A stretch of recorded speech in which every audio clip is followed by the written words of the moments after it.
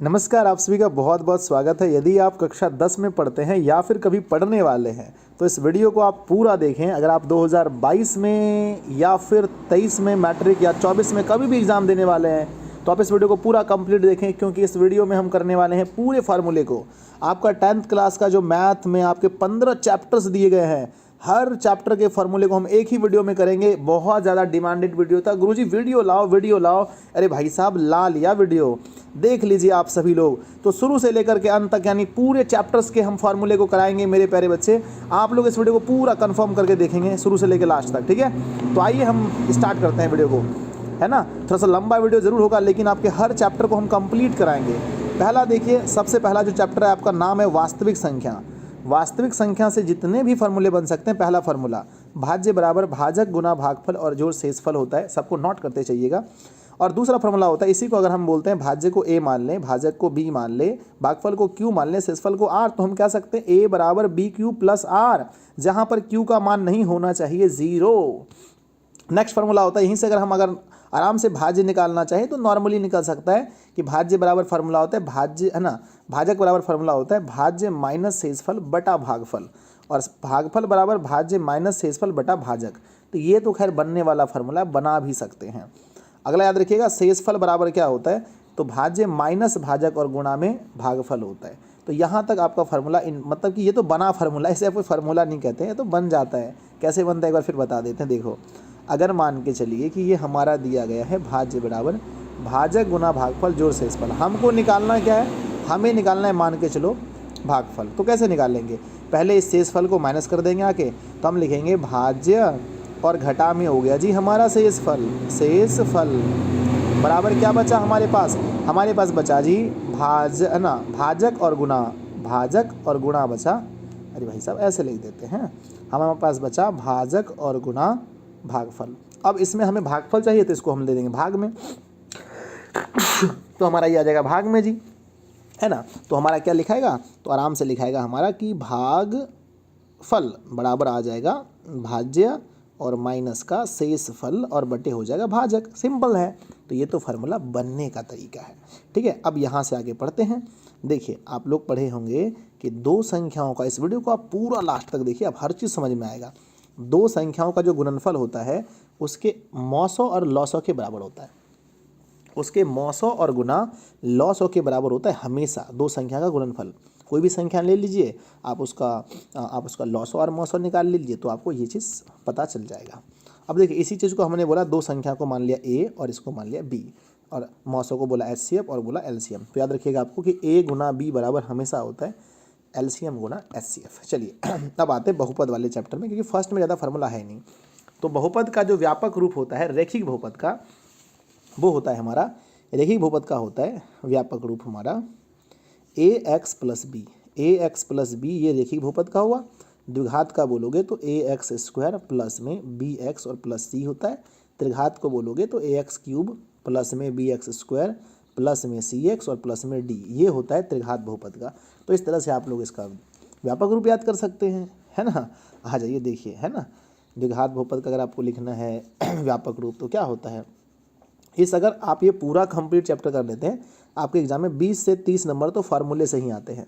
तो 20 से 30 नंबर आपका आ जाएगा। पूरा इस वीडियो को 2-3 बार आप देख लीजिएगा, समझें। तो क्या होगा, ax square plus bx plus c, इसका घात कितना होता है, द्विघात बहुपद का घात 2 होता है। अब बात कर लेते हैं त्रिघात का। तो त्रिघात बहुपद का जो व्यापक रूप होता है वो ax cube plus bx square plus cx plus d, है ना।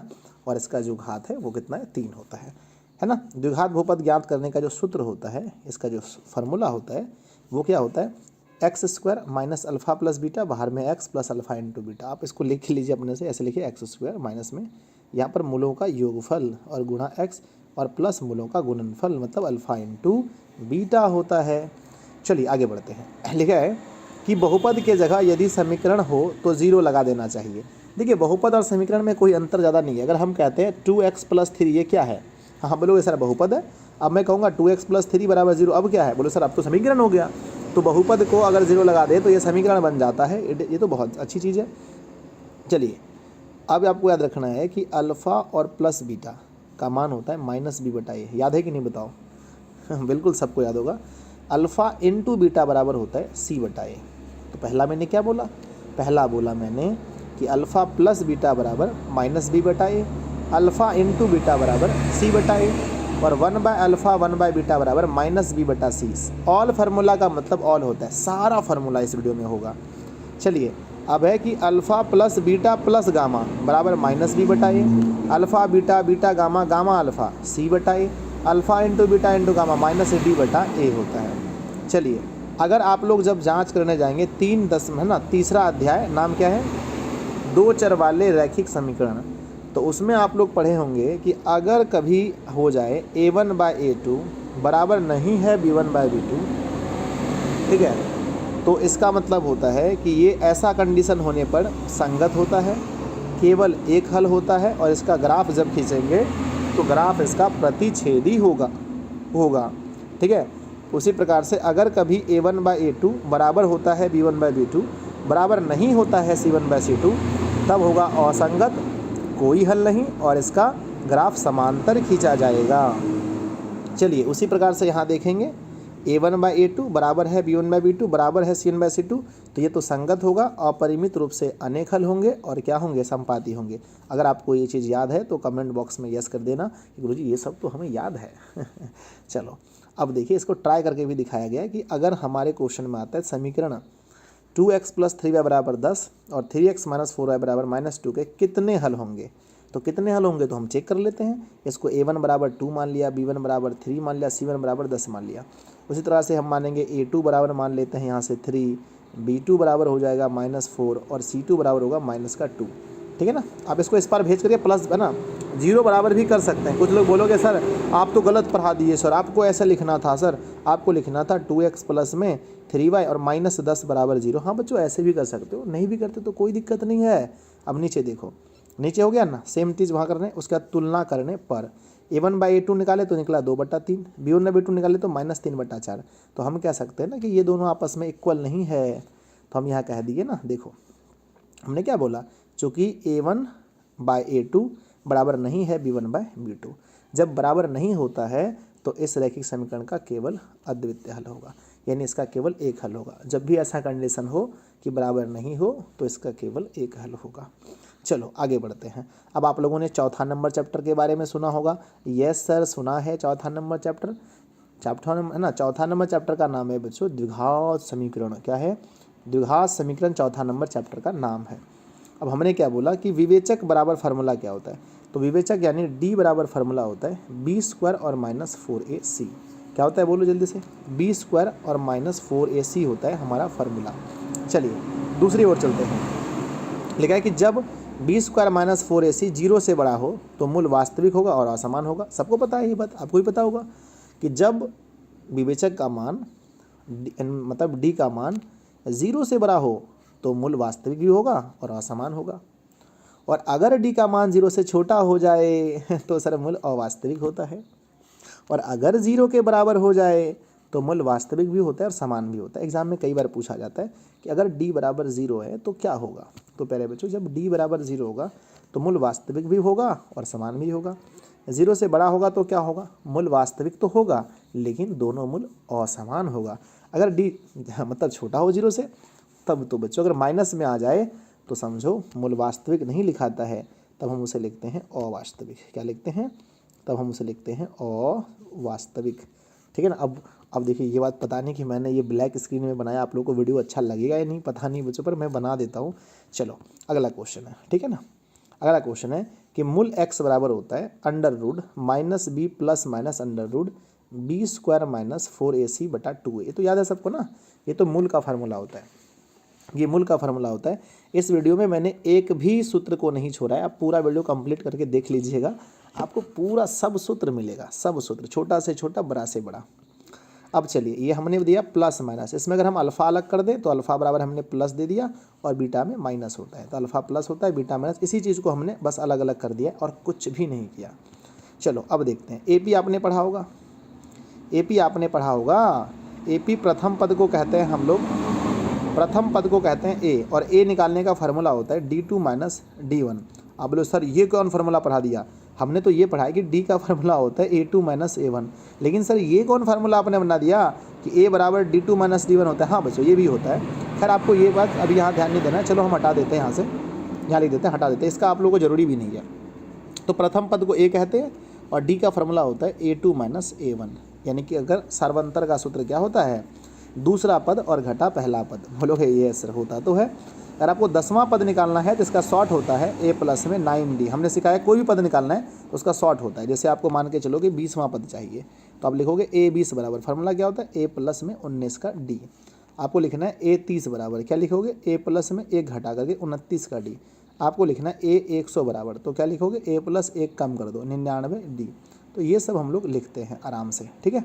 चलो आगे बढ़ते हैं। अब यहाँ पर देखिए एक और फार्मूला होता है जिसका नाम है जी an का फार्मूला। an का फार्मूला क्या होता है, a plus n minus 1 into का d।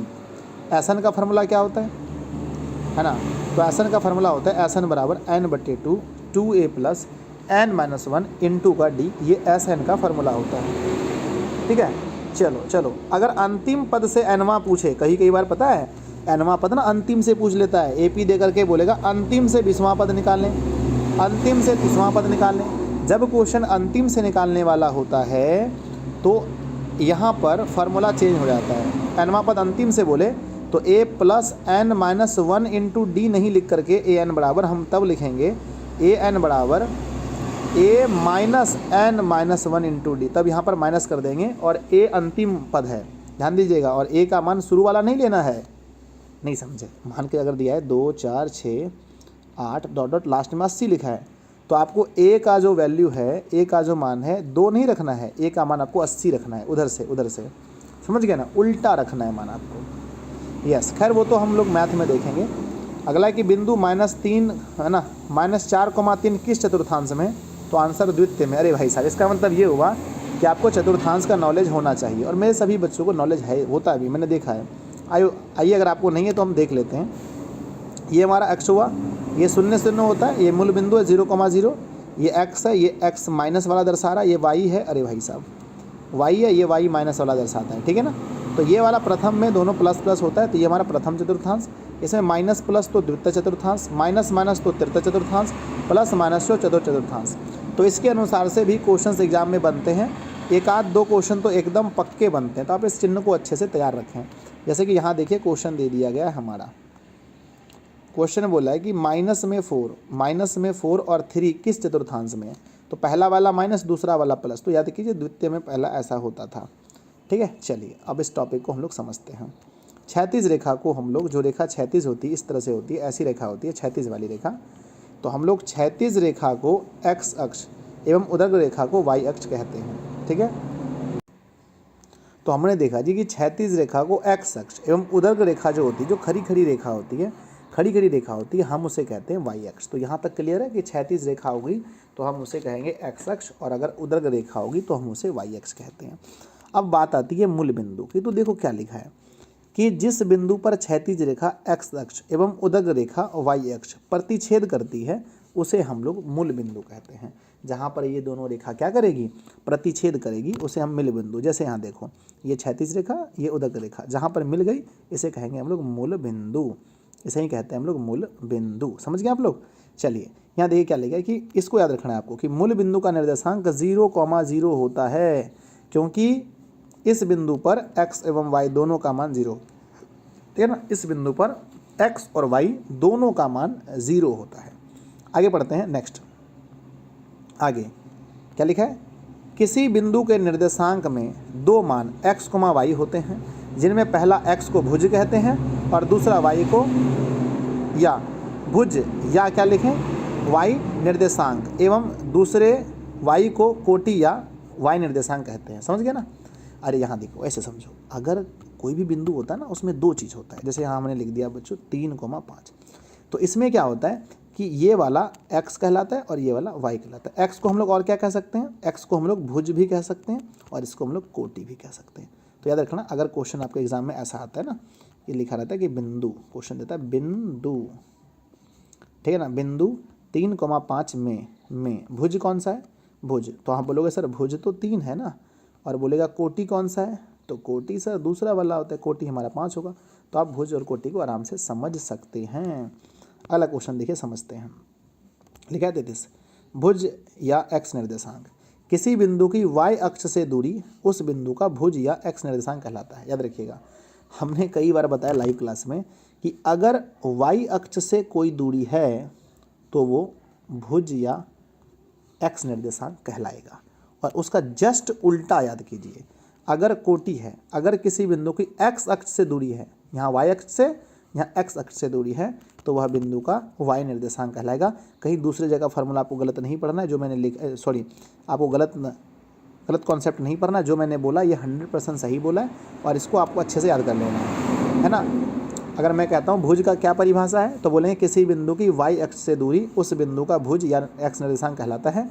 कोटि का क्या है, तो किसी बिंदु की x अक्ष से दूरी उस बिंदु का y निर्देशांक या कोटि कहलाता है। हो जाएगा, यस बिल्कुल। अब चलो आगे बढ़ते हैं। जैसे यहाँ क्वेश्चन दिया है कि बिंदु 5,-4 में भुज का मान क्या होगा, तो सिंपल है ना, कितना सिंपल है। भुज का मान पहला वाला भुज होता है, तो 5 हमारा आंसर हो गया। नेक्स्ट है हमारा x अक्ष पर स्थित किसी बिंदु का निर्देशांक x,0 होगा। ये यहाँ से 1 नंबर एग्जाम में आता है, एकदम 1 नंबर पक्का आता है कि x अक्ष पर स्थित बिंदु का निर्देशांक क्या होगा। तो आप बोलोगे देखो x अक्ष पर जो बिंदु होगा ना, उसमें x का मान तो होगा, पर y 0 होगा। इसलिए हम कहते हैं कि x अक्ष पर स्थित किसी बिंदु का निर्देशांक x,0 होगा। लेकिन y अक्ष पर स्थित किसी बिंदु का निर्देशांक 0,y, क्यों? क्योंकि देखिए कोई भी बिंदु होता है ना, पहले उसमें x का मान लिखाता है और फिर y का, और y अक्ष पर अगर कोई बिंदु होगा तो उसमें x तो कुछ होगा ही नहीं। यहाँ समझिए, इसको बोलते हैं x अक्ष पर, इस पर कोई बिंदु अगर निर्भर है तो इसमें y 0 होगा, जैसे यहाँ पर दिए हैं। अगर यहाँ y अक्ष पर कोई बिंदु यहाँ है, तो इसमें खाली y का ना मान है, हो 0 है ना, x का मान तो 0 है, तो x का मान 0 है और x लिखाता पहले है, x का मान 0 है, तो 0,y ये लिखाएगा जी, तो 0,y हो जाएगा। अब चलते हैं चैप्टर नंबर 7 को समझते हैं। वो सभी 7A का बात था। अब देखिए होता है दूरी सूत्र। क्या होता है दूरी सूत्र? जो बच्चे मैट्रिक में पढ़ते हैं उन बच्चे को दूरी सूत्र नहीं आए ऐसा कभियो नहीं हो सकता है। दूरी सूत्र क्या होता है? तो दूरी सूत्र का फार्मूला होता है सर √x2 - x1 का होल स्क्वायर। यहाँ देखिए दे भी किया है, x2 - x1 का whole square plus y2 - y1 का होल स्क्वायर। आप उसको उल्टा भी लिख सकते हैं। नहीं बुझाया सर? उल्टा का मतलब ये होता है कि आप इसको ऐसे लिख सकते हैं पहले कि x1 - x2 का whole square plus y1 - y2 का होल स्क्वायर, तो ये सही होगा। लेकिन जो सब अधिकांश लोग ऐसे लिखता है, आपको ऐसे लिखना है और इसी को याद रखना है, इस तरह का कोई दिक्कत नहीं होगा। अगला मूल बिंदु से दूरी निकालने बोलेगा तो डायरेक्ट लिखिएगा रूट के अंदर x, y। नहीं बुझाया? अगर क्वेश्चन दिया रहेगा 3,4 की मूल बिंदु से दूरी, तो आप चुपचाप कहिएगा रूट के अंदर में 3 का स्क्वायर और जमा 4 का स्क्वायर, बस बात खत्म। यानी जो चीज़ दिया रहेगा दोनों का स्क्वायर करके रूट के अंदर में आपको जोड़ देना है। ठीक है, अगला क्वेश्चन चलते हैं। क्वेश्चन है कि मध्य बिंदु का निर्देशांक क्या होता है। ध्यान दो, अगर ये पॉइंट है हमारे पास, ए है 3,5 और बी है मान के चलो 2,3। अब बोला इसका मध्य बिंदु का निर्देशांक, तो मध्य यहाँ होता है, कैसे निकालेंगे? तो सर दोनों तरफ के पॉइंट को जोड़ो, 3 और 2 दोनों को जोड़ो, 3 + 2 बटा 2 कर दो, 5 और 3 को जोड़ो बटा 2 कर दो, ये इसका फार्मूला होता है। तो 5 बटा 2 और ये हो गया 7 बटा 2, सॉरी 5 और 3 होगा ना, 5 और 3 होगा 8 बटा 2, तो कट के यहाँ है ना, ये वाला तो कटेगा नहीं, ये हो गया 5 बटा 2 और ये हो गया 4, हो गया सिंपल सा। तो मध्य बिंदु निकालने का सिंपल फार्मूला है x1 में x2 को जोड़िए बटा 2 कीजिए और y1 में y2 को जोड़िए बटा 2 कीजिए, बहुत सिंपल है। x1 + x2 बटे में 2, y1 + y2 बटे में 2, पूरा आपको फार्मूला पढ़ना है, थोड़ा सा भी मिस नहीं करना है। आगे चलिए, है ना, क्या लिखा है? त्रिभुज के केंद्रक का क्षेत्रफल, अगर एक केंद्रक का निर्देशांक, अगर ये हमारे पास है त्रिभुज x1 और ये हो गया y1, ये हो गया x2 और ये हो गया y2, ये हो गया x3 और ये हो गया y3। अगर हम इसका क्या निकालना है? केंद्रक का मतलब है ये इससे मिला दो, इसको यहाँ से मिला दो, इसको यहाँ से, तो ये केंद्रक हो गया। केंद्रक का फार्मूला होता है कि पहले सब x वाले को जोड़ दीजिए, यानी x1 + x2 + x3 बटे कर दीजिए 3 से, और फिर y1 + y2 + y3 बटे कर दीजिए 3 से, हो गया। तो ये है हमारा त्रिभुज के केंद्रक का निर्देशांक। आगे बढ़िए, नेक्स्ट है हमारे पास कि त्रिभुज का क्षेत्रफल। तो त्रिभुज का क्षेत्रफल भी बहुत सिंपल होता है। क्या होता है? 1/2 x1 23 यानी y2 - y3, इसका ट्रिक होता है प्लस x2 y3 - y1 और प्लस में x3 y1 माइनस y2। कहते हैं इसको 23 31 12 वाला सूत्र। क्या बोलते हैं बच्चे? कहते हैं 23 31 12 वाला सूत्र। क्यों? क्योंकि यहाँ पर 2 3 रहता है, यानी कि 23, 3 1 यानी कि 31, 1 2 यानी कि 12, और बाहर में x1 x2 x3। तो बच्चे ऐसे कहते हैं सर ये तो 23 31 12 वाला सूत्र है। चलो भाई ठीक है, जो है तो है, 23 31 12 वाला सूत्र है। तो क्या आपको सारे फार्मूले इसके याद हो जाएंगे? यस यस, बिल्कुल बिल्कुल आराम से आपको सारे फार्मूले इसके अच्छे से याद कर लेने हैं। अब चलते हैं हम लोग, नाम है इसका ट्रिगोनोमेट्री, और इसे कहते हैं, है ना, इस चैप्टर को कहते हैं फार्मूले का सम्राट। ये चैप्टर है फार्मूले का सम्राट, और इसका फार्मूला एग्जाम में नहीं आए ऐसा कभियों नहीं हो सकता है। ठीक है, तो एक हम लोग बनाते हैं समकोण त्रिभुज। बच्चों क्या बनाते हैं? समकोण त्रिभुज अगर हम एक बनाते हैं, ये हमारा ए हो गया, ये हमारा बी हो गया, ये सी हो गया, ये हमारा परपेंडिकुलर बेस और ये हाइपोटेनस है, ये 90 डिग्री है। अगर हम इसमें बात करते हैं कि हाइपोटेनस का जो वर्ग होता है यानी एच स्क्वायर बराबर होता है रूट के अंदर में p square plus b square. ठीक है, और अगर इसमें आपको पी चाहिए, अगर आपको पी चाहिए तो रूट के अंदर में h square minus b square करना पड़ेगा। तो सर ये तो याद होगा, जो भी 10th क्लास में पढ़ने वाले हैं या 10th में पढ़ते होंगे उसको ये कम से कम ट्रिगोनोमेट्री तो बहुत ज़्यादा अच्छे से याद रहता है। चलो उसी तरह से अगर बी निकालना है तो फिर भी आपको माइनस करना पड़ेगा। सिंपल सा लॉजिक है, एच सबसे बड़ा होता है, और जब एच निकालोगे, सॉरी अब इसमें स्क्वायर कैसे रह गया, हमें तो समझ में नहीं आ रहा है। ठीक है, इसका स्क्वायर थोड़ी ना होगा इसमें, रुक जाओ यहाँ पर मिस्टेक है। एच बराबर ऐसा फार्मूला होगा, पी बराबर ऐसा होगा, बी बराबर ऐसा होगा, स्क्वायर क्यों होगा? स्क्वायर होगा तो फिर रूट नहीं होगा। तो मेरे प्यारे बच्चे इसमें स्क्वायर नहीं होगा, मिस्टेक है, टाइपिंग मिस्टेक है। ठीक है, तो सिंपल सा लॉजिक याद रखना है आपको कि ये मान के चलिए एक समकोण त्रिभुज है, ये ए है, ये बी है, ये सी है, परपेंडिकुलर है, बेस है, हाइपोटेनस है, लंब आधार और कर्ण। ठीक है, ये 90 डिग्री है। तो जब कर्ण निकालेंगे तो रूट के अंदर में दोनों को स्क्वायर करके जोड़ेंगे, क्योंकि कर्ण बड़ी भुजा है, ये भुजा बड़ी है और ये दोनों छोटी छोटी है। और जब ये दोनों छोटी कोई निकालेंगे तब उस समय पहले बड़ी में घटा करके दूसरा जो यहाँ पर लिख दिए पी, तो यहाँ बी बचा। और अगर हमको बी चाहिए, अगर बी चाहिए तो वहाँ पी बचेगा। समझ गए ना? यस यस, समझ गए होंगे आप लोग कि जब हम लोग एच निकालेंगे तब ये प्लस, अब दोनों में माइनस और दोनों में माइनस, कोई दिक्कत? तो आई होप आप लोग इस चीज़ को अच्छे से समझ पाए होंगे, बहुत बढ़िया से आप लोग समझ पाए होंगे। ठीक है जी, आगे बढ़ें। यस, चलो आगे बढ़ जाते हैं। चलो ये वाला हो गया। तो अब देखो भाई साहब, ये है फार्मूला। ठीक है, फिर से मुझे बनाना पड़ेगा एक त्रिभुज, तो हम बना लेते हैं त्रिभुज ए बी और यहाँ पर सी, ये परपेंडिकुलर बेस और हाइपोटेनस। आपको पता है ना कि साइन थीटा पी बटा एच का जो अनुपात है, पी बटा एच वो कहलाता है साइन थीटा, और बी बटा एच का अनुपात कहलाता है कॉस थीटा, और पी बटा बी टेन थीटा। इसको उल्टा दो तो यहाँ मिल जाएगा आपको कॉट थीटा, इसको उल्टा दो तो सेक मिल जाएगा, इसको उल्टा दो तो कॉसेक मिल जाएगा। ये तो सबको याद है। कितना लोग बोलते हैं पंडित बद्री प्रसाद, है ना, ऐसे बोलते हैं। देखो, पी से पंडित, बी से बद्री, बी से प्रसाद, ऐसे हरी हरी, बी से बोल, तो पंडित बद्री प्रसाद हरी हरी बोल। और फिर इसको इधर से, है ना, फिर इसको उल्टा लिख दीजिए, पंडित बद्री प्रसाद, अरे भाई साहब, हरी हरी बोल। अरे कोई दिक्कत नहीं, आप इसको सिंपल से याद कर लो। साइन थीटा का मान क्या होता है? पी बटा एच, ऐसे लिखो, ध्यान दो, याद कर लेना आपको। ठीक है ना, त्रिकोणमिति की 6 निष्पत्तियाँ होती है भाई साहब, जिसमें आपको याद रखना है कि पहला जो होता है ना साइन थीटा, ये होता है पी बटा एच, पी बटा एच। और जस्ट यहाँ दूसरा होता है कॉस थीटा, ये होता है बी बटा एच। और दोनों को अगर हम भाग करते हैं तो 10 आता है, 10 में भाग करने से पी एच एच कैंसिल, तो ये बचेगा पी बटा बी। अब याद रखना है साइन का उल्टा होता है कोसेक, तो हम लिखेंगे कोसेक थीटा बराबर एच ऊपर और पी नीचे। इसका उल्टा होता है बच्चों सेक थीटा, तो ये इसका एच ऊपर बी नीचे। इसका उल्टा होता है कॉट थीटा, तो बी ऊपर और इसका पी नीचे। तो इस तरह से आप इसको याद कर सकते हैं, कोई दिक्कत नहीं है। और देखो अधिकांश लोगों को याद होगा, जो लोग 22 में एग्जाम देने वाले सबको तो याद ही होगा, 23 वालों को याद करना पड़ेगा, कर लेना आप लोग, 24 वाले को करना पड़ेगा। चलिए आगे बढ़ते हैं। इसके बाद आपको पता है ना कि साइन थीटा और कॉसेक थीटा एक दूसरे के उल्टे होते हैं। क्यों क्यों क्यों क्यों? क्योंकि साइन का फार्मूला होता है पी बटा एच और इसका फार्मूला होता है एच बटा पी, तो ये दोनों उल्टा है। दोनों को मल्टीप्लाई करोगे तो अपने आप पाओगे P P cancel, H H cancel, 1 आया। इसीलिए कहते हैं ना कि साइन थीटा और गुणा कॉसेक थीटा कीजिएगा तो 1 मिलेगा। यहाँ से 2 फार्मूला और बनाओ। मन करता है हमें साइन थीटा बनाने का, तो करने दो ना, तो 1 बटा क्या होगा कॉसेक थीटा। अगर मन करता है फिर कोशेक थीटा बनाने का तो क्या होगा 1/sin थीटा। समझ गया, जो चीज़ें गुना में है प्यारे बच्चों तो आके भाग होगा ही होगा, जो गुना में है वो आके भाग होगा। तो यहाँ से 3 फॉर्मूले और बनेंगे। देखो वही बना है जो हमने बोला था अभी कि साइन थीटा बराबर बन सकता है 1/cosec और cosec बराबर 1/sin बनेगा।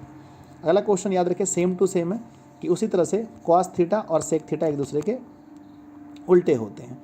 तो cos का फॉर्मूला होता है b/h और इसका होता है h/b। तो दोनों b कटेगा h कटेगा तो 1 तो बचेगा ही ना। यहाँ से भी 2 फार्मूला बना सकते हैं हम। क्या बना सकते हैं? पहला बना सकते हैं cos थीटा बराबर, तो यहाँ पर गुना में है, यहाँ पर सेक, तो गुना वाला के हो जाएगा भाग में 1/sec थीटा। और अगर सेक थीटा बराबर बनाना चाहें तो बनेगा 1/cos थीटा। ठीक है, इसी प्रकार से आप tan में भी नियम होता है, देखो यहाँ पर। तो वही चीज़ जो हम अभी कह रहे थे वही बना कि ये वाला cos बराबर बन गया 1/sin और sin है ना, सॉरी 1/sec और sec बराबर बन गया 1/cos। चलिए आगे बढ़ते हैं। tan में वही फार्मूला है, tan थीटा और cot थीटा एक है ना, एक दूसरे के उल्टे होते हैं। यानी कि अगर tan का फार्मूला होता है p/b तो इसका फार्मूला होता है b/p और p कैंसिल b कैंसिल तो 1 आएगा। उसी प्रकार से यहाँ पर भी आप आराम से फार्मूला बना सकते हैं। tan थीटा बराबर क्या बनेगा बोलो? 1/ अरे बोलो भाई साहब cot बनेगा, और cot बराबर क्या बनेगा? 1/tan बनेगा। कोई दिक्कत है क्या? नहीं। तो चलो आगे बढ़ते हैं। ठीक है, वही चीज़ जो हम बोल रहे थे, यहाँ t छूट गया। tan बराबर 1/cot, cot बराबर 1/tan। सिंपल सी तो बात है। चलो अब याद रखना है आपको कि साइन थीटा और cos थीटा को भाग करने से tan आता है। कैसे बताओ? tan का फार्मूला होता है p/b। अब यहाँ पर साइन का फार्मूला होता है p/h और cos का फार्मूला होता है b/h। नीचे का h काट दो तो बन गया ना p/b, यहाँ पर भी p/b। तो याद रखिएगा अगर ऊपर साइन है तो आएगा tan। यानी हम कह सकते हैं ना कि tan थीटा बराबर फार्मूला होता है साइन थीटा बटे cos थीटा, और जब उल्टा पढ़ोगे आप cot थीटा बराबर तो आप पढ़ोगे cos थीटा बटे साइन थीटा। ये दोनों में अंतर चीज़ है। चलिए हो गया जी, आगे बढ़ते हैं। बस इसी में स्क्वायर कर दो तो ये स्क्वायर हो गया। ठीक है, इसको याद रखना, ये भी फार्मूला होता है, हम आगे भी इस पर चर्चा करेंगे। ये वाला फार्मूला आगे चर्चा करेंगे। cot है तो ऊपर में cos होगा। ठीक है, चलो हम इस पर चर्चा कर ही लेते हैं। ध्यान दीजिए, आपको 2 फार्मूला अति महत्वपूर्ण है, याद रखना है, अति महत्वपूर्ण, जो एग्ज़ाम के लिए एकदम पक्का आएगा, एकदम पक्का। हाँ जी पक्का। अगर क्वेश्चन में ऐसा लिखा है कहीं 1+tan स्क्वायर थीटा बटे 1+cot स्क्वायर थीटा, तो याद रखना इस क्वेश्चन का जो जवाब आएगा ना वो ऊपर वाला चीज़ होता है, यानी tan स्क्वायर थीटा। आपको एग्ज़ाम में आंसर, आपको एग्ज़ाम में नंबर लाना, आप ज़्यादा मतलब इस पर बात मत कीजिए। अगर cot ऊपर जाएगा तो आंसर यहाँ cot हो जाएगा। कैसे बताओ? तो अगर ऐसा क्वेश्चन आ जाए 1+cot स्क्वायर थीटा और प्लस 1+tan स्क्वायर थीटा, तो इसका जो वैल्यू होगा ना, इसका जो वैल्यू होगा तब इसका आंसर हो जाएगा cot स्क्वायर थीटा। समझ गए? It is very simple. हम आगे समझेंगे कि 1+cot बराबर कैसे कोशेक होता है cosec स्क्वायर थीटा, और 1/tan बराबर कैसे sec स्क्वायर थीटा होता है। पूरा वीडियो को कंप्लीट देखिएगा, वीडियो को लाइक भी करते रहिए, ऐसा नहीं कि सिर्फ देखना है। अब आता है पूरक वाला चीज़। ठीक है, पूरक वाला sine theta, sine 90 degree minus theta बराबर cos आएगा। ठीक है, ध्यान दीजिए, पूरक को हम समझा देते हैं अच्छे से आपको। आइए समझते हैं।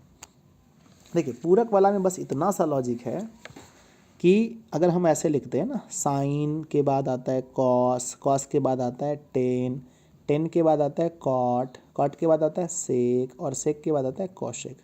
तो बस आपको इतना याद रखना है कि ये सब अपने अपने पड़ोसी के पूरक होते हैं। पूरक समझते हैं ना? जब 2 कोणों का योग 180 डिग्री हो, सॉरी माफ़ कीजिए 90 डिग्री हो, तो ये पूरक कहलाते हैं। समझ गए? अगर 40 डिग्री है, सॉरी 40 डिग्री है तो इसका पूरक कौन होगा? 50 डिग्री। क्यों? क्योंकि ये दोनों मिलके 90 हैं। और पूरक एक तरफ से नहीं होता है, दोनों एक दूसरे के पूरक होते हैं। तो हमसे अगर कोई पूछे 40 का पूरक तो मैं बोलूँगा सर 50 डिग्री, और कोई पूछे 50 का पूरक तो मैं बोलूँगा 40 डिग्री। उसी प्रकार से बच्चों अगर कोई पूछे कि ए और बी अगर आप एक दूसरे के पूरक हैं, ए और बी एक दूसरे के पूरक हैं तो दोनों मिलके 90 होगा। यानी ए बराबर हम निकाल सकते हैं 90 डिग्री और माइनस का बी, और बी बराबर हम कह सकते हैं 90 डिग्री और माइनस का ए। ये फंक्शन को आप याद रखेंगे। ठीक है, अब उसी तरह से साइन जो है त्रिकोणमिति में, साइन जो है वो होता है पूरक कॉस का, और उसी तरह से कॉस भी पूरक होगा साइन का।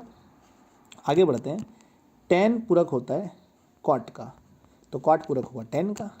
सेक पूरक होता है कोशेक का, तो कोशेक पूरक होगा सेक का। सिंपल सी बात है। मैं आपसे पूछता हूँ 20 डिग्री का पूरक बताओ। 70 सर, हाँ 70 होगा। अबे दोनों को जोड़ के मेरे बच्चे, दोनों को जोड़ के अगर 90 पुड़ गया तो वो पूरक हो गया। अच्छा ये बताओ 60 का पूरक, सर 30 होगा, हाँ 30 होगा। 45 का पूरक, सर 45 होगा। चलो जिस पर मतलब कि 90 पुरने में जितना कम है वही आपका आंसर है, समझ गए।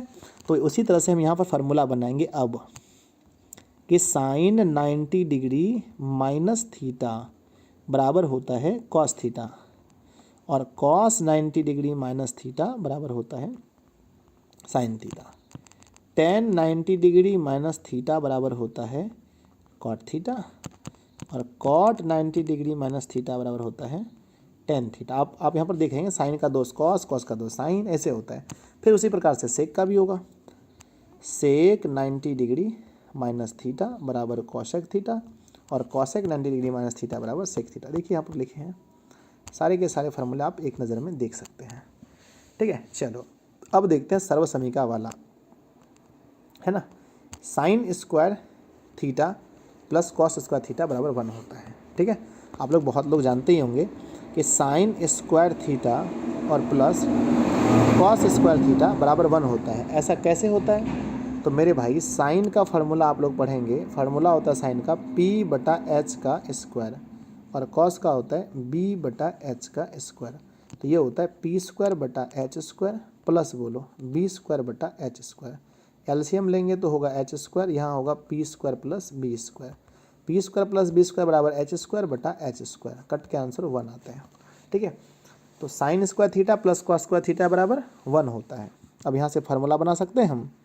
अगर मैं कहता हूँ साइन स्क्वायर थीटा और प्लस कॉस स्क्वायर थीटा बराबर 1, तो पहला फार्मूला बनेगा साइन स्क्वायर थीटा बराबर 1 माइनस कॉस स्क्वायर थीटा। क्यों? क्योंकि जो चीज़ इधर प्लस में आके माइनस होगा।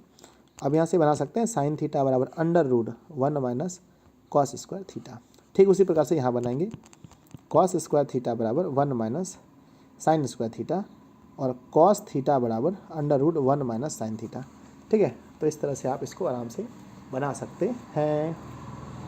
चलो आगे बढ़ते हैं। बन गया? यहाँ ध्यान दीजिए, वही बनाए ना, sine square theta 1 minus cos theta, sine theta 1 minus cos square theta, cos का theta 1 minus sine square theta, cos theta 1 minus sine square theta. इसके बाद जो आपको समझना है मेन है जी हमारा सेक वाला। ठीक है, तो सेक वाला को अच्छे से हम लोग देखते हैं। देखिए ये फार्मूला बहुत इंपॉर्टेंट है कि सेक स्क्वायर थीटा में अगर हम लोग हटाते हैं टेन स्क्वायर थीटा को तो 1 बचता है। ठीक है, sec square theta minus tan square theta बराबर 1। यहाँ से हम बना सकते हैं ना सेक स्क्वायर थीटा बराबर 1, और ये माइनस वाला है तो जाके हो गया प्लस में टेन स्क्वायर थीटा। या हम लिख सकते हैं सेक थीटा बराबर √1 प्लस टेन स्क्वायर थीटा। आपको पता होगा कि अगर कोई चीज़ यहाँ पर स्क्वायर है तो उधर जाके रूट बनाता है। ठीक है, अब यहाँ पर क्या करते हैं हम 10 बराबर, ये तो दो फार्मूला हमने सेक बराबर बनाया, अब बनाएंगे 10 बराबर। तो हम लिखेंगे 10 स्क्वायर थीटा बराबर, ये हमारा ये जाएगा 10 इस पार भेज दिए हम ताकि ये हमारा प्लस में हो गया, और ये वाला आ जाएगा माइनस में, बराबर बनेगा सेक स्क्वायर थीटा माइनस में 1। ठीक है, सेक स्क्वायर थीटा माइनस में 1। या फिर हम ऐसा भी लिख सकते हैं कि टेन थीटा बराबर √ सेक स्क्वायर थीटा और माइनस का 1, ऐसा हम आराम से लिख सकते हैं। ठीक है, और सिमिलरली सेम टू सेम आप लोग भी नोट कर लीजिए कॉपी में, सेम टू सेम बनेगा यहाँ पर अब कोसेक स्क्वायर थीटा माइनस में कॉट स्क्वायर थीटा बराबर 1। ठीक है, यानी हम लिख सकते हैं कोसेक स्क्वायर थीटा बराबर 1 प्लस कॉट स्क्वायर थीटा। ठीक है, और इसी तरह से हम बना सकते हैं यहाँ से कोसेक थीटा बराबर √1 प्लस कॉट स्क्वायर थीटा, है ना। तो ये हमारा बन गया कोसेक बराबर, ये दोनों जो फार्मूला हमारे बने हैं ये दोनों फार्मूला कोसेक बराबर बनाए हैं। अब सेम टू सेम वही करेंगे, कॉट को उस पार भेज देंगे तो हम लिखेंगे कॉट स्क्वायर थीटा बराबर क्या बनेगा कोसेक स्क्वायर थीटा माइनस का 1। ठीक है ना, और फिर बनेगा कॉट थीटा बराबर रूट के अंदर में कोसेक स्क्वायर थीटा माइनस का 1। तो ये फार्मूला भी बहुत ज़रूरी है। ठीक है, आप लोगों ने देख लिया। अब हम लोग चलते हैं डिग्री चार्ट में। क्या चलते हैं? डिग्री चार्ट में। तो डिग्री चार्ट आप लोगों को याद ही होगा, ये तो आप लोग को याद करना पड़ता है। ठीक है ना, देखिए यहाँ पर हमने डिग्री लिखा है, साइन 0 का मान होता है 0, 30 का मान 1/2, 45 का 1/√2, 60 का √2/1 और 0 का, है ना, और इसका 90 का 1। इसको उल्टा दीजिए तो cos 0 का 1, कॉस 30 का √3/2, कॉस 45 का 1/√2, कॉस 60 का 1/2, कॉस 90 का मान 0, ठीक है ना। फिर टेन आता है, टेन 0 का मान होता है जी 0, 30 का मान 1/√3, 45 का 1, 60 का है ना √3 और इसका अपरिभाषित। फिर इसको उल्टा दीजिए तो पहले अपरिभाषित, फिर √3, फिर 1 का 1 ही, यहाँ पर 1/√3 0। फिर यहाँ पर सेक का होता है 0 का मान 1, 30 का 1 है ना 2/√3। ये थोड़ा सा उल्टा फुल्टा है, कोई दिक्कत नहीं, यहाँ देख लीजिए हम बना देते हैं, ठीक है। आपको पता होगा, बहुत सिंपल सा चीज़ है, बहुत लोगों को ये चीज़ तो याद ही रहता है। चलो तो पहला हम लोग करते हैं साइन का। साइन 0 का मान होता है 0, 30 का होता है 1/2, 45 का होता है 1/√2, 60 का होता है √3/2 और 90 का होता है जी 1। उसको उल्टा देने से कॉस आएगा, पहले 1 लिख दीजिए, फिर √3/2, फिर 1/√2, फिर यहाँ पर आ जाएगा आपको 1/2, फिर 0, ठीक है ना। फिर 10 की बात करते हैं तो 0, उसके बाद 1/√3, फिर 1, फिर √3 अपरिभाषित, अपरिभाषित √3 1, 1/√3 0, कॉट का हो गया ये, ठीक है ना। फिर निकालना है आपको सेक, फिर कोसेक। यानी आप लोग इसको तो किताब से भी याद कर सकते हैं। तो डिग्री मान अच्छे से देख लेना, क्योंकि डिग्री मान मेरे प्यारे भाई, डिग्री मान से एग्ज़ाम में कम से कम डिग्री मान से आपके एग्ज़ाम में 5 अंक के प्रश्न आते हैं। अगर आप लोगों को डिग्री मान याद है तो मैं 2 क्वेश्चन देता हूँ, इसका जवाब देना है। पहला है आपका कॉट 30 डिग्री का मान और दूसरा क्वेश्चन है आपका सेक 60 का मान। ये दोनों क्वेश्चन का जवाब आप लोग इस वीडियो के नीचे ज़रूर दीजिएगा, अगर आपको डिग्री मान याद है तो, और वो भी बिना देखे। अगर आप दे सकते हैं तो समझो आपको डिग्री मान अच्छा है। चलिए, है ना, ऐसे मैं डिग्री मान के लिए एक वीडियो अलग से बना दूंगा जिसमें थोड़ा सा ट्रिक बता दूंगा। देखिए, और याद रखना आपको कि त्रिकोणमिति में जो है, त्रिकोणमिति में किसका, पाई का जो मान है वो 180 डिग्री होता है। अगर हम पाई/2 कहते हैं तो आप समझिए 90 डिग्री, पाई/3 कहते हैं तो आप 60 डिग्री समझिए, पाई/4 का मतलब 45 डिग्री, पाई/6 का मतलब 30 डिग्री होता है, ठीक है। चलिए आगे लिखते हैं। अब देखिए 9 नंबर चैप्टर में कोई फार्मूला है नहीं। 9 नंबर जो हमारा चैप्टर है जिसका नाम है हाइट एंड डिस्टेंस, तो हाइट एंड डिस्टेंस में कोई फार्मूला हमारा है ही नहीं, और 6 पॉइंट में भी कोई फार्मूला नहीं है। थोड़ा एक आध फार्मूला है तो वो कोई ज़्यादा ज़रूरी है नहीं, तो है ना। 6 नंबर चैप्टर में, 9 नंबर चैप्टर में, 11 नंबर चैप्टर में, ये 3 चैप्टर में कोई फार्मूला है ही नहीं, ठीक है। 11 में तो साफ ही नहीं है, छोड़ो, कुछ कॉन्सेप्ट हैं ज़रूर। चलिए कॉन्सेप्ट समझते हैं कि वृत्त पर अनेक स्पर्श रेखा खींची जा सकती है। ये ऑब्जेक्टिव क्वेश्चन आता है। एक वृत्त है ना, उसके ऊपर हम अनेक स्पर्श रेखा खींच सकते हैं वृत्त के ऊपर में। दूसरा टॉपिक देखिए, वृत्त पर किसी एक बिंदु से केवल एक ही स्पर्श रेखा खींच सकते हैं। अगर क्वेश्चन पूछता है वृत्त पर कितनी, तो बोलेंगे अनेक। पूछेगा वृत्त पर एक बिंदु से कितनी, तो एक। वृत्त के किसी बाह्य बिंदु से वृत्त पर कितनी स्पर्श रेखा, 2 स्पर्श रेखा खींच सकते हैं। अगर कोई बाहरी बिंदु है तो वहाँ से हम लोग 2 स्पर्श रेखा को आसानी से खींच सकते हैं। चलिए अब यहाँ चलते हैं। लिखा है वृत्त के किसी भीतरी बिंदु से कोई स्पर्श रेखा नहीं खींच सकते। ये वृत्त है और इसके भीतर में एक बिंदु है, भीतर में एक बिंदु है, तो हम यहाँ से कोई स्पर्श रेखा नहीं खींच सकते हैं, क्योंकि स्पर्श रेखा हम उसको बोलते हैं जो एक बिंदु पर स्पर्श करें। अगर कोई रेखा वृत्त को, यदि कोई रेखा वृत्त को 2 बिंदु पर स्पर्श करती है, 2 बिंदु पर, तो वो उसकी छेदक रेखा कहलाती है, वो इसकी छेदक रेखा कहलाती है। आपको याद रखना है, स्पर्श रेखा हमेशा एक बिंदु पर स्पर्श करती है, जबकि छेदक रेखा उसे 2 बिंदु पर स्पर्श करती है। चलिए आगे बढ़ते हैं। नेक्स्ट है हमारा कि वृत्त की त्रिज्या। वृत्त की त्रिज्या जो होता है ना, एक वृत्त लेते हैं और उसका जो त्रिज्या होता है, यानी रेडियस जो होता है, त्रिज्या उसके व्यास का आधा होता है ना। ध्यान दो, इसे हम लोग कहते हैं परिधि, सरकमफ्रेंस, है ना। और ये होता है हमारा हाफ है, तो हाफ वाले को हम लोग कहते हैं त्रिज्या। ये हमने बनाया वृत्त और ये हाफ है तो हम इसे कहेंगे त्रिज्या, और पूरा हो गया तो कहेंगे व्यास। तो पूरा होता है व्यास और आधा होता है त्रिज्या। तो r बराबर होता है फार्मूला व्यास/2, यानी कि त्रिज्या r बराबर d/2 कह सकते हैं हम लोग। अगला फार्मूला, अर्धवृत्त का परिमाप क्या होता है। तो अर्धवृत्त का परिमाप, अगर आधा वृत्त बनाते हैं तो इसका परिमाप होता है ये वाला, देखो इसको, जिस पर हम हाथ फेर रहे हैं, जिस पर हम हाथ फेर रहे हैं इसे कहते हैं इसे कहते हैं पाई आर, और इस वाले को कहते हैं जी 2r। तो पाई आर प्लस 2r होता है अर्धवृत्त का परिधि, ठीक है ना। नेक्स्ट है वृत्त की परिधि क्या होती है। वृत्त की परिधि सबको याद है, वृत्त की परिधि 2πr। तुम्ही से झगड़ा तुम्ही से प्यार, मेरे बच्चे, तुम्ही से झगड़ा है मेरा, तुम्ही से झगड़ा तुम्ही से प्यार। वृत्त की परिधि 2πr, वृत्त की परिधि बोलो 2πr, तुम्ही से झगड़ा तुम्ही से प्यार। नेक्स्ट है अर्धवृत्त का क्षेत्रफल। अगर कोई आधा वृत्त है और इसका हमें क्षेत्रफल चाहिए, एरिया चाहिए, तो फार्मूला क्या है, वृत्त का क्षेत्रफल होता है पाई आर स्क्वायर, उसी को 2 से भाग कर दो तो निकल गया। फिर आता है वृत्त का क्षेत्रफल। तो अगर हम एक वृत्त लेते हैं तो उसकी जो क्षेत्रफल निकालते हैं, ये जो क्षेत्रफल है इसका, तो इसका फार्मूला क्या होता है, फार्मूला होता है हमारा पाई आर स्क्वायर। नेक्स्ट हमारा त्रिज्य खंड का क्षेत्रफल क्या होता है, थीटा बटा 360 डिग्री गुना पाई आर स्क्वायर। वृत्त के चतुर्थांश का क्षेत्रफल 1/4 गुना पाई आर स्क्वायर, ठीक है ना, पाई आर स्क्वायर। नेक्स्ट है हमारा कि थीटा त्रिज्या वाले संगत चाप की लंबाई, तो वही होता है थीटा बटा 360 डिग्री 2 पाई आर।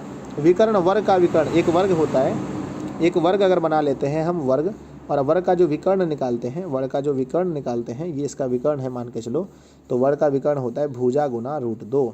वर्ग का परिमाप यानी ये चारों भुजा का योग, परिमाप मतलब 4 गुना भुजा। वर्ग का क्षेत्रफल यानी ये जो एरिया है, क्षेत्रफल क्या होता है, भुजा स्क्वायर। तो वर्ग के बारे में 3 चीज़ याद रखना है, इसका विकर्ण, इसका परिमाप और इसकी क्षेत्रफल।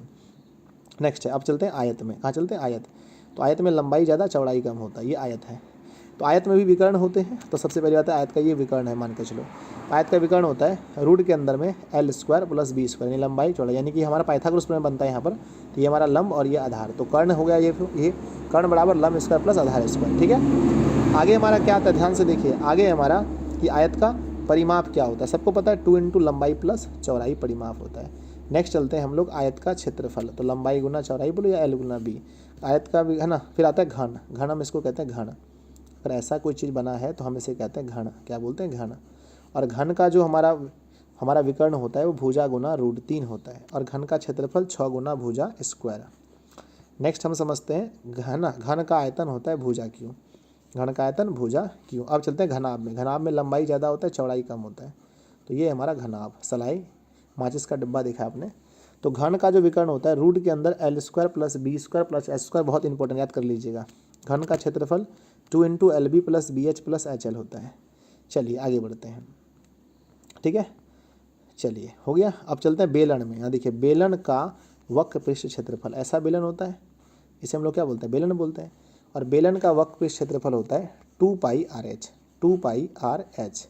नेक्स्ट है हमारा, अरे घनाभ का आयतन यहाँ कैसे आ गया, LBH। बेलन का संपूर्ण पृष्ठ क्षेत्रफल अगर आपसे पूछा जाए तो बेलन का क्षेत्रफल होता है 2 पाई आर एच, उसमें संपूर्ण में ऊपर वाला वृत्त और नीचे वाला वृत्त, दोनों वृत्त को जोड़ दीजिए, तो 2 pi R H plus 2 pi are square. संपूर्ण पृष्ठ क्षेत्रफल होता है 2 pi R H plus 2 pi are square. Next है हमारा समबाहु त्रिभुज। समबाहु त्रिभुज इसको कहते हैं जिसकी सारी भुजाएं बराबर हो और इस पर एंगल कितना का बनता हो, एंगल 60 का बनता हो, इसे कहते हैं समबाहु त्रिभुज। समबाहु त्रिभुज का क्षेत्रफल होता है √3/4 गुना भुजा स्क्वायर, √3/4 गुना भुजा स्क्वायर। अब आता है हमारा बेलन। तो बेलन का आयतन होता है पाई आर स्क्वायर एच, बेलन का आयतन पाई आर स्क्वायर एच। नेक्स्ट, समद्विबाहु त्रिभुज का क्षेत्रफल a/b गुना रूट के अंदर 4b square minus a square, ये हमारा पूरा रूट के अंदर में है, माइनस a स्क्वायर। ये होता है समद्विबाहु त्रिभुज का, ज़्यादा एग्जाम में नहीं आता ये। नेक्स्ट हमारा विषमबाहु त्रिभुज का, तो हीरोन का सूत्र जानबे करते हैं आप लोग, है ना, एस दे करके S-A, S-B और S-C, ठीक है। नेक्स्ट हमारा गोले का पृष्ठ क्षेत्रफल, एक जो गोला होता है ना, इसका पृष्ठ क्षेत्रफल क्या होता है 4 पाई आर स्क्वायर। अर्धगोले का 2 पाई आर स्क्वायर। अर्धगोले का संपूर्ण पृष्ठ पूछेगा तो 3 पाई आर स्क्वायर, क्योंकि उसमें एक वृत्त भर जाता है, एक अर्धगोला है मान के चलो, है ना। तो इसका अगर बोलता है पृष्ठ क्षेत्रफल, तो ये इसका नीचे वाला होता है 2 पाई आर स्क्वायर। अगर ऊपर वाला भी वृत्त जोड़ लेते हैं तो पाई आर स्क्वायर बढ़ जाएगा, बराबर हो जाएगा 3 पाई आर स्क्वायर, ठीक है। तो अर्धगोले का अगर पूछा जाए संपूर्ण पृष्ठ तो 3 पाई आर स्क्वायर। नेक्स्ट है हमारा शंकु। शंकु में जो त्रियक ऊंचाई होती है ना, L बराबर फार्मूला होता है h square plus r square. शंकु का पृष्ठ क्षेत्रफल होता है पाई आर एल। शंकु का है ना संपूर्ण पृष्ठ क्षेत्रफल होता है pi R L plus pi are square, pi R L और प्लस में पाई आर स्क्वायर। नेक्स्ट, शंकु का आयतन 1/3 पाई आर स्क्वायर एच। शंकु का आयतन 1/3 पाई आर स्क्वायर एच। अब चलते हैं शंकु के छिन्नक का क्षेत्रफल। छिन्नक कैसा होता है, छिन्नक आप लोगों ने देखा 13.4 में दिया आप लोग के बुक में। छिन्नक होता है इस तरह से, इसको बोलते हैं शंकु के छिन्नक, है ना, इस तरह से होता है ना। या फिर आप उल्टा कर लो, गिलास के जैसा, सेम टू सेम गिलास के जैसा होता है, गिलास के जैसा, ठीक है। तो बोला शंकु के छिन्नक का, तो pi into R1 plus R2 गुना L। ठीक है। शंकु के छिन्नक का संपूर्ण पृष्ठ क्षेत्रफल pi into R1 plus R2 गुना L plus pi R² plus pi R2 का स्क्वायर। यानी कि इसमें क्या होता है कि ऊपर वाला वृत्त और नीचे वाला वृत्त दोनों जुड़ जाता है, ठीक है ना। चलिए, शंकु के छिन्नक का आयतन ये बड़ा इंपॉर्टेंट है, क्या होता है 1/3 पाई H और R1 का यहाँ हो जाएगा R1 का स्क्वायर प्लस R2 का स्क्वायर प्लस R1 गुना R2। ये तो हमें याद है जी, क्योंकि क्वेश्चन हम लोग कई बार करते हैं, ठीक है ना। आप भी अच्छे से याद कर लें। चलिए, अब आता है हमारा माध्य, माध्यक और बहुलक। बस छोटा सा 3-4 फार्मूला है ना। माध्य का फार्मूला क्या होता है? माध्य का फार्मूला होता है सिग्मा fx बटा n, सिग्मा fx बटा n। बहुलक का फार्मूला क्या होता है? बहुलक का फार्मूला होता है ना। बहुलक का फार्मूला देखो, ये हमारा वीडियो जो है ना कंप्लीट फार्मूला का है, तो आप पूरा वीडियो अच्छे से देखें, ठीक है। बहुलक बराबर L plus F1 minus FO बटे 2F1 minus F2 Guna I, ये होता है बहुलक का फार्मूला। नेक्स्ट हमारा आता है माध्यक का L plus N/2 minus CF बटा F गुना I, ये होता है माध्यक का। बहुलक माध्य और माध्यक में एक संबंध है, बहुलक बराबर होता है 3 गुना माध्यक और माइनस 2 गुना माध्य, ठीक है। अब थोड़ा सा प्रायिकता के बारे में पढ़ लेते हैं। फार्मूला प्रायिकता में क्या क्या होता है। प्रायिकता में कोई फार्मूला नहीं होता, बस कॉन्सेप्ट है कि असंभव घटना की प्रायिकता 0 होती है। संभव घटना की प्रायिकता 0 से 1 के बीच होती है। निश्चित घटना की प्रायिकता हमेशा 1 होती है और निश्चित घटना की प्रायिकता 0 होती है। चलो, ये वाला क्वेश्चन नहीं आता है। प्रायिकता का सूत्र होता है घटनों की संख्या बटे कुल घटनों की संख्या, है ना। घटनों की संख्या बटे कुल घटनों की संख्या। तो चलिए, हम इसके साथ जी अंत करते हैं। लंबा वीडियो बना, बहुत लंबा बना, लेकिन शुरू से लेकर के हमने आपको अंत तक बताया। अब आंख बंद कीजिए और बताइए, क्या कोई हमने क्वेश्चन मतलब कोई भी फार्मूला छोड़ा? क्या मैंने कोई भी फार्मूला छोड़ा आपके लिए? नहीं। प्यारे बच्चों, बनाने में बहुत मेहनत लगी है, ठीक है। तो प्लीज़ प्यारे बच्चों, अगर आप सभी लोग चाहते हैं इस वीडियो को अधिक से अधिक बच्चे देखें, तो कुछ मत करना, बस गुरु दक्षिणा के लिए इस वीडियो को शेयर कर देना। जितने भी व्हाट्सएप ग्रुप हैं वहाँ पर लिख करके कंप्लीट 10th फार्मूला, क्या लिखना है? कंप्लीट 10th फार्मूला लिख करके अपने दोस्त को शेयर कर देना प्लीज़ बच्चों, ठीक है ना। बहुत मेहनत लगता है, ऐसी वीडियोस बहुत जल्दी नहीं आती है, बड़ा मेहनत के बाद एक बार लाया जाता है और मैंने लाया है। अगर आप लोग इसे सपोर्ट करेंगे तो हम ऐसी वीडियोस और भी लाएंगे। तो आप लोग जितने भी लोग नए हैं चैनल को सब्सक्राइब कर लेना, है ना। और अगर आपने बेल आइकन नहीं दिया तो बेल आइकन को प्रेस करके ऑल पर क्लिक कर लेना, ताकि आपको वीडियोज़ मिलती रहे, ठीक है। और दूसरी बात क्या है कि आप लोग वीडियो को लाइक ज़रूर करना। धन्यवाद। अगर आपके लिए टॉपिक है तो आप लोग उस टॉपिक को नीचे कमेंट करना कि सर इस टॉपिक पर वीडियो बनाइए, और आपको जो मैंने जो प्रश्न पूछे हैं इस वीडियो में सबका उत्तर भी देना है ना। और इसमें आपको कौन सा पार्ट वीडियो का सबसे अच्छा लगा, कौन सा चैप्टर आपको सबसे अच्छा लगा, ये भी आप लिखना कमेंट करके। जितने स्टूडेंट्स देखेंगे सब लोग कमेंट करना, कोई भी बिना कमेंट रहे मत रहना, क्योंकि बहुत मेहनत लगा है। धन्यवाद आप सभी का देखने के लिए।